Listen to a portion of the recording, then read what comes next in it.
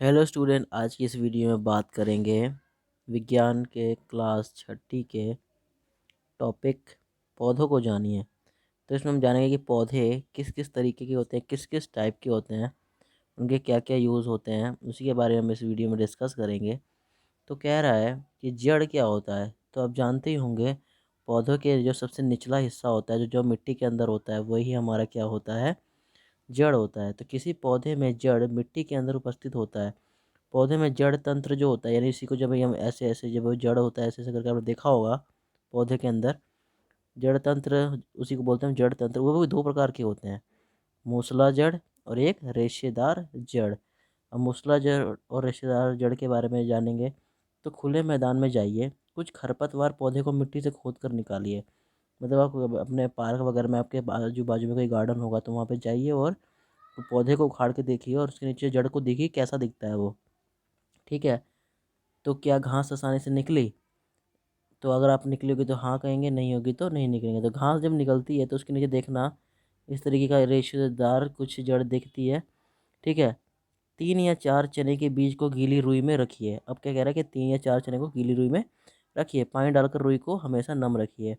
कपड़े में हम देखते थे कि बचपन में देखा होगा कि मतलब अंकुरित चने को हम भिगा कर खाते थे, तो उसमें जड़ जो निकलती थी ना चने के साथ, तो उसी को देखिए और कुछ सप्ताह बाद उसको बाहर निकालने का प्रयास कीजिए। उससे क्या होगा कि रुई आसानी से निकल सकती है। तो कह देना यस, निकल जाएगी। और उसके अंदर क्या होगा, जड़ें तो इस तरीके से हमारी निकली हुई रहती हैं। तो इस तरीके से आप देख सकते हैं।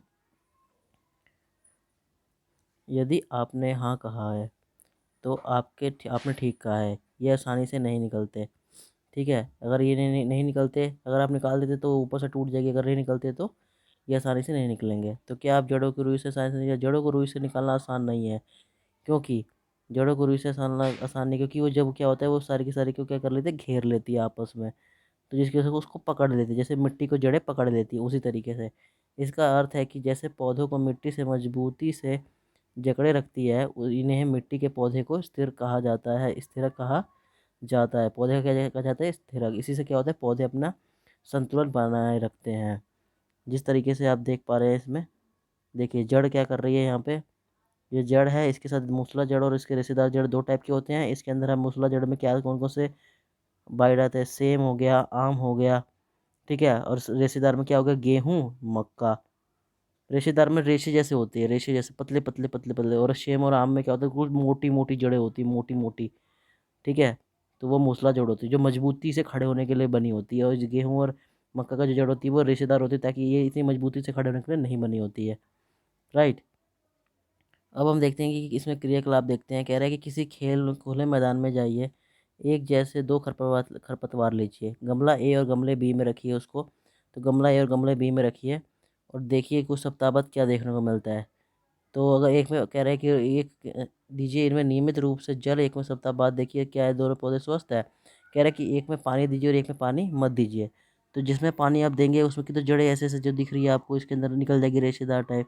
और जिसमें आप नहीं देंगे वो क्या होंगी, धीरे धीरे करके सूख जाएंगी। ठीक है। अब देखते हैं मूसला जड़ और रेशेदार जड़ में डिफरेंस। तो मूसला जड़ें क्या होती है?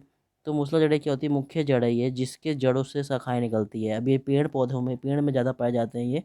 जितने भी पेड़ होते हैं बड़े बड़े, उसमें ये ज़्यादातर पाई जाती है। इसकी जो जड़ें होती है काफ़ी मोटी होती है, देख जैसा कि आप इस इमेज में देख पा रहे हैं। मुख्य जड़ मिट्टी से गहराई में उगती है, जैसे कि सेम, आम हो गया, है ना। मूसला जड़ें वाले पौधों की पत्तियों का सिरा विन्यास जाली के रूपी होता है। मतलब जो पत्तियों से जो सिरा विन्यास है, जो पानी की जो खपत होती है, जो निकलता है, वो अलग तरीके का होता है। जैसे आप ऐसे करके पौधा पत्ते होते हैं ना, तो ये इस तरीके का होता है। अब कह रहा है रेशेदार जड़ों में क्या होता है। तो रेशेदार जड़ों में गेहूँ वगैरह में होती है, धान वगैरह में होती है, चने वगैरह में होती है।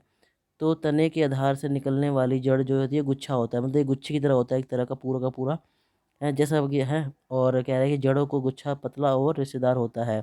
आपने मूली देखी होगी, उसके ऊपर भी छोटी छोटी जो निकली होती है वो जड़ें ही होती है, तो वो रेशेदार जड़ों में आती है। जड़ों में जैसे गेहूँ मक्का हो गया। तो रेशेदार जड़ वाले पौधे की पत्तियां समांतर स्थिर विन्यास होती है, मतलब इसमें फिक्स पैटर्न होता है, ऐसे करके पतली पतली पतली पतली ऐसे करके होती है। राइट। तो आइए इसके उत्तर लिखिए। जड़ें क्या करे करती है, तो जड़ें क्या काम करती है, जड़ें क्या काम करती है, मिट्टी को पकड़ के रखती है और वहीं से पानी का रूपांतरण पौधों तक करती है। मूसला जड़ों और रेशेदार जड़ों में क्या अंतर है? तो मूसला जड़ें क्या होती है वो ये देखो, यहाँ से आप इसका डिफरेंस लिख सकते हैं इजी तरीके से, या आप ये तीनों डिफरेंस लिख देंगे तो तीनों डिफरेंस ही है, राइट। रिक्त स्थानों की पूर्ति चाहिए। किसी पौधे में जड़ मिट्टी के अंदर का क्या होता है? किसी पौधे में जड़ जो है वो मिट्टी के अंदर का भाग होती हैं। पौधों में डैश प्रकार की जड़ें होती है, तो पौधों में कौन से प्रकार की होती है? रेशेदार जड़ें होती हैं। जिन पौधों की पत्तियों को जालिका रूपी सिरा विन्यास होता है, तो जालिका रूपी सिरा विन्यास किसमें होता है? इसमें। तो इसका क्या हो गया, किसमें होती है? मूसला जड़ों में। रेशेदार जड़ों की पत्तियां का सिरा विन्यास होती है, तो रेशेदार में कौन सी होती है? समांतर इस तरह विन्यास होती है। तो यही है इस वीडियो में, आप पौधे के बारे में जान चुके होंगे। मिलते हैं नेक्स्ट वीडियो में, तब तक के लिए हैव अ नाइस डे।